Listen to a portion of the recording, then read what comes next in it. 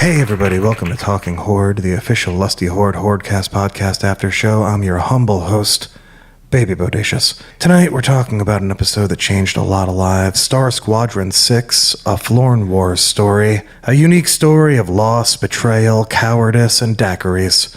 Let's dive right in. Introducing our first guest joining us in studio. He's our hero. We saw him from childhood to full-grown adult. Please welcome Turk. Hey everybody. Thank you so much for having me. I know some of you might be a little judgmental, but, I wouldn't be here today if I hadn't made the choices that I did. I think we can all agree on that. Well, we certainly can. I know a lot of people certainly do have mixed emotions about you, Turk, but we're here to give you a fair shake and really talk through what your journey has been, and I think it all starts at the top of the episode, your childhood. You were introduced to us when you watched your father get tentacled in the beehole. Yeah, and I don't know if we, Baby Bodacious, with all due respect, I think everybody here is familiar with the details surrounding my dear father's demise. The details when your father had his asshole penetrated by a tentacle. I think we could say anus. I like to think of it as a family after-show talk show, but you're the host. So being introduced to us when your father's anal cavity was violated, how does that impact a young Turk? Well, again, I think we can step away from the details surrounding the bodily penetration of the Florn. My father, who is with us miraculously. Thank you. It's nice to be here. Well, first off, I can't really tell. Are you a ghost, Dad? Can I hug you?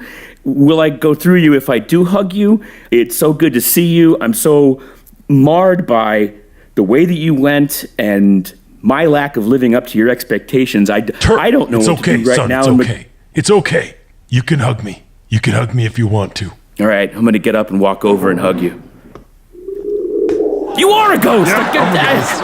I didn't say it was going to be a successful hug. Well, what an unexpected start, and I can understand how this might be a difficult time for you to have to literally revisit the ghosts of your past. Yeah. Speaking of which, you grew up an orphan, but fortunately, you had a best friend with a huge family. Please welcome to the studio, Bippy, everybody. It's nice to be here. Hey, Turk, what's up, man? Bippy, it's so good to see you. No, it's okay. You know what? I just want to clarify something for everybody here. I actually didn't die. 99.5% of me is robot now, but I'm alive. I couldn't tell. You seem like the same old Bip to me, man. Once you get the legs, the rest is easy. So they did my body and my head, my eyes, my arms. And I think a certain part of my digestive tract is still alive and human. Rest of me's robot, though, but I'm here. Hooray. Now, good to be here. That's great. We have a question from one of our listeners, KSanch621. Bippy, we loved your journey, loved everything about you.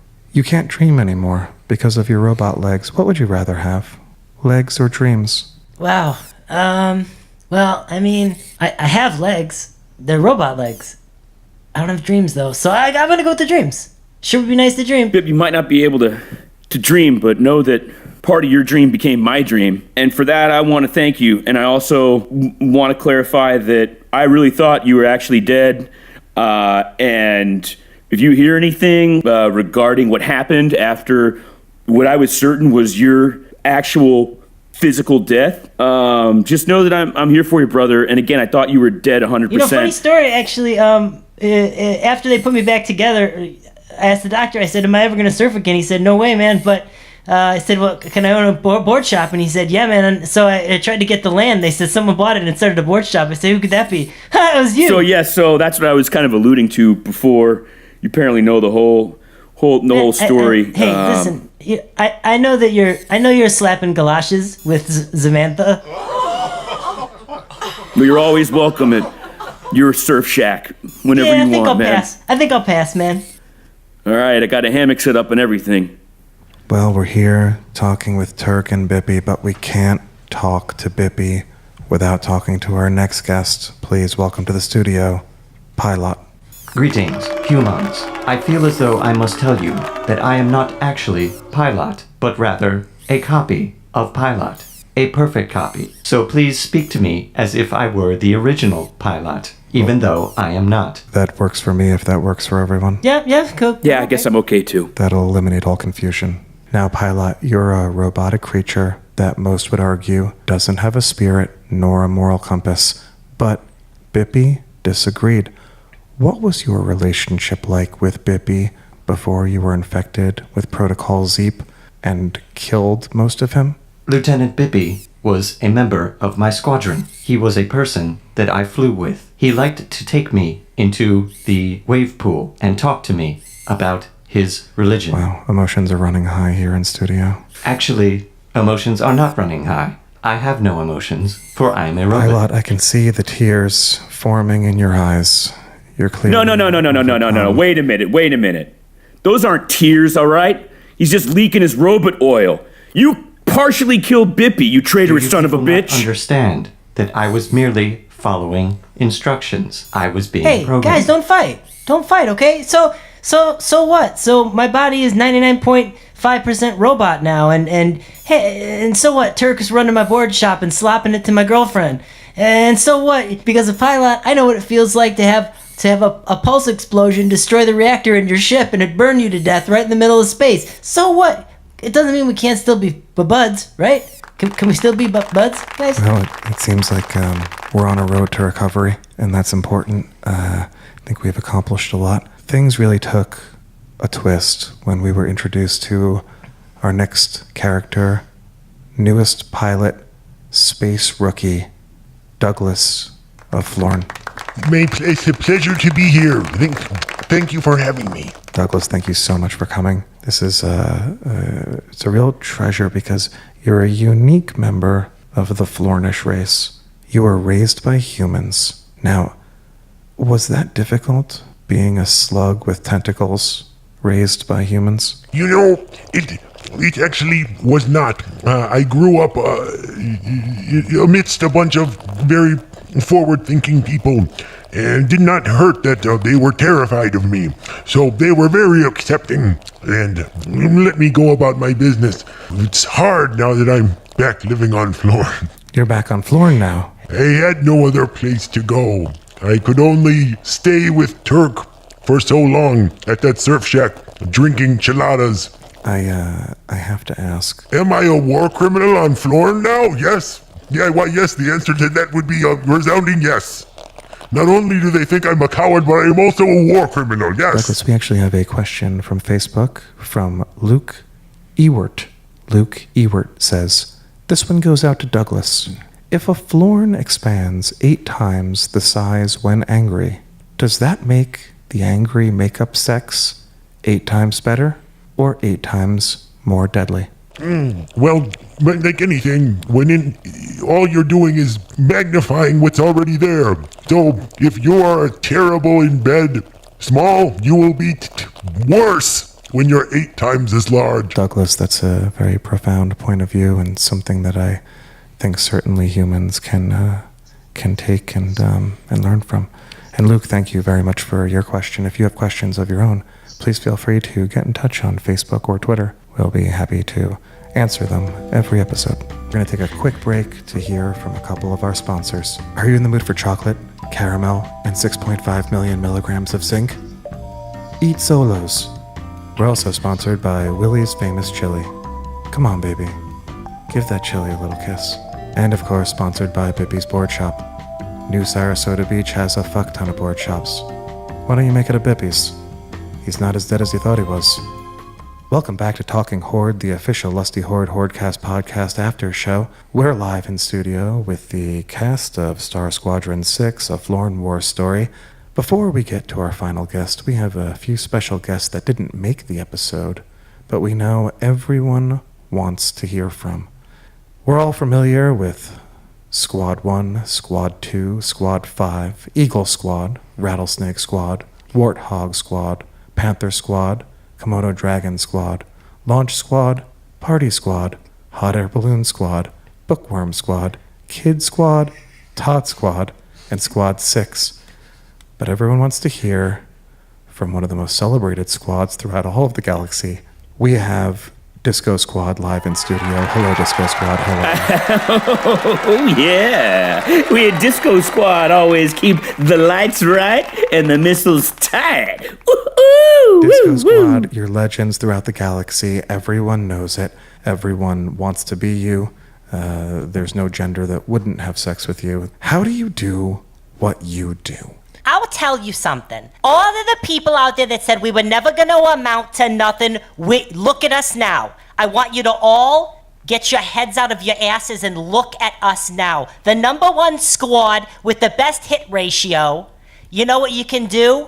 You can kiss our disco asses. We got the tightest beats and we got the dirtiest sheets. Yeah. We kept the lights right, the missiles tight, and no one ever took a disco nap in that trap. Do you know what I mean? Check out my new line of makeup. It's available in all Targets. All right, thank you so much, Disco Squad. I know that you guys have a lot to do. This has probably been the greatest professional honor of my life, having you in studio. Disco Squad! I'd like to welcome to the studio right now our final guest, certainly one of the more controversial figures in this episode. Please welcome to the studio, Commander Steve Perkins. Thank you. I appreciate you letting me be here tonight to set the record straight about what happened, and not very well liked, I can imagine. Betrayed his own fleet, sided with Gornak and the Florn, the architect of Protocol Zeep. A lot of people think you're a bad guy. Wait, I mean, when you group everything together like that, anybody's going to come off sounding pretty negative. You just kind of lumped all those things together into one big shit pile. But, you know, hey, listen, if you want to characterize it like that, Well, it's do you fine. feel that you have redeeming qualities that people aren't giving you credit for? Sure. Well, here's one. I make my own ice cream. Don't know. You know, but you don't hear me bragging about it, all right? Literally what you're doing right now. Oh, Commander! Commander, over here! Oh, my God, it's the farmer's market. Farmers. Oh, hey, gentlemen. You found me. Wow. Yeah. You make your own ice cream? Just let me kiss it. Let me, Willie, kiss it. Don't ask him to kiss the ice cream. All right, I'll sit down. Getting away from ice cream for a moment, I feel that in this episode, the theme that was most explored was betrayal. And many people say that betrayal is a learned quality. When Katie McMasterson broke your heart as a child, do you feel that that may have led to the feelings of betrayal and perhaps guided you on this path? All right, you know what? First of all, I want to set the record straight on this, all right? Katie McMasterson never broke my heart, all right? She told me she liked me at Michelle Stefaniak's birthday party. That's on her, all right? That's her. She started that ball rolling. And I was like, take it as it comes. I'm Perkins. You know what? Rolling Stone gathers no moss. If it, Okay. Still got that yearbook. God, she was beautiful. I will say that, though. Like in a real way, like a real woman. So if she did not betray you, then... Hold on just a second. She had a laugh like, this is so weird. She had a laugh like a calliope. You know, I know that's going to sound like people are going to say that's not a good, that sounds terrible, but it wasn't. It was really wonderful to hear her laugh. Well, we have an opportunity for you to look your past into your current eyes. What? Please don't do this to me. Please, everyone welcome Katie McMasterson. Oh my God, Katie. Hi, Steve. How, I don't even know where to start. I mean, wow. You look great. Thank you. Wow, you too. I mean, what do you like? Where you living now? Are you single or? Oh, I'm a school teacher. That's beautiful. That's beautiful. I live in Old Missouri, and I've been married for the last 20 years. I have two wonderful children, Barry and Michael. I'm happy to hear everything's going so good for you. I had no idea that you that you became a commander. I mean, after 6th grade, you went onto the ship, and then I stayed on Earth. Do you ever read you ever like see any of the news on your your holoscreen or anything about what's going on in the Florin War? Yeah, I know that you're out there on the front. Okay, good. That's And, good. That's positive news. That's good. I know that you're a greatly respected commander. Okay, that's good. Just hold that image in your mind and never let it go. Katie, let me stop you there. We're here with Commander Steve Perkins, the most disgraced commander in the history of the fleet, responsible for the death of countless innocent allies. Wow, Steve, I had no idea. What happened? Some missteps were made. What can I say? Steve, everyone feels that you have disgraced not just your planet, but your race. Do you feel like a disgrace? Well, I let me turn the mirror around and show the rest of you your own reflections. Don't we disgrace ourselves with war? Isn't war in itself the true victimizer here, not me? I would just like to note that this is a common debate technique known as deflection. He is trying to deflect the blame off of himself by turning it around on the rest of us. Crystal clear, thank you, pilot. Can't you see it, people? He's a traitor. He betrayed all of us. He betrayed his own kind. Look who's talking! Look who's talking!